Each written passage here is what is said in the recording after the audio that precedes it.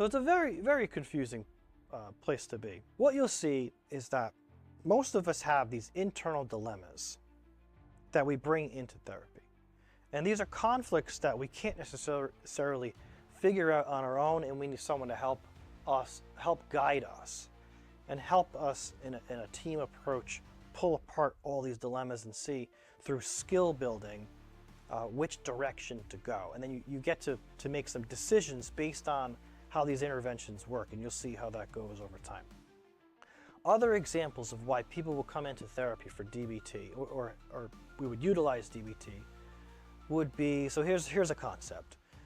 This person, I love my partner, but I often don't like them or even hate them at times.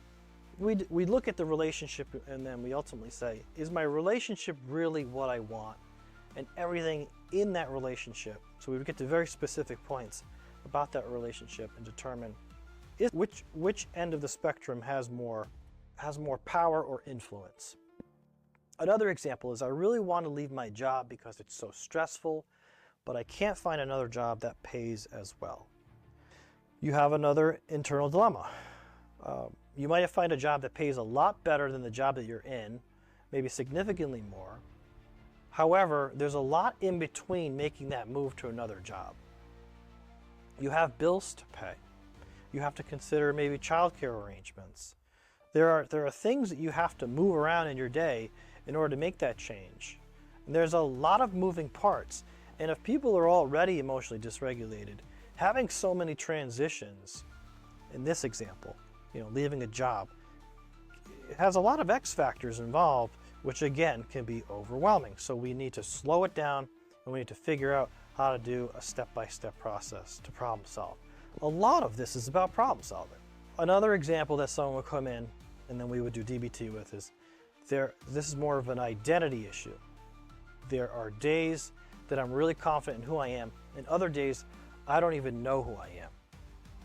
This is someone that oscillates back and forth between feeling maybe completely confident, which can be an all or none thing, and on other days they don't know who they are, don't know where they're going, are uncertain about the future, very anxious, and so the future becomes so overwhelming that, you know what, the easiest thing to do is, let me just pull the covers over my head, let me go to bed, and let me just avoid it and shut it out.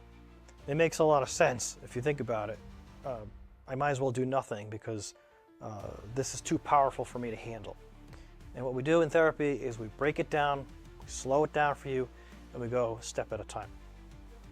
One logical step at a time. It often starts very small. The last example here is, I know if I say what I need, it will be ignored or dismissed and turn into a big fight. Learning the art of negotiation within your relationship and family. This requires give and take, listening, and asserting. DBT talks a lot about the relationship aspect and how to really negotiate, how to best negotiate on your behalf that's not compromising in some way, that you still maintain your integrity, but that you have some give and take. And it's under the premise basically that you have a reasonable partner that you're with. If somebody is unreasonable, you're going to have a lot more polarization than you would if you have a reasonable partner.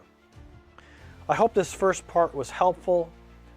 Please tune in to the next video, which will be on evidence-based, the fact that DBT is an evidence-based clinical model. Be where you are, be resilient.